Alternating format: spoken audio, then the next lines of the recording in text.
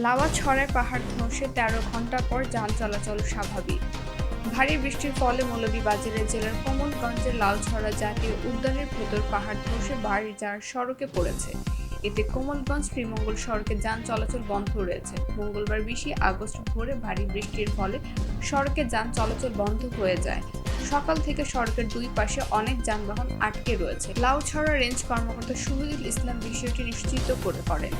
তিনি বলেন, মঙ্গলবার ২০ আগস্ট ভোর রাতে ভারী বৃষ্টির ফলে টিলারের ওপরে বড় একটি বাঁশ ঝাড় সড়কের উপরে পড়ে।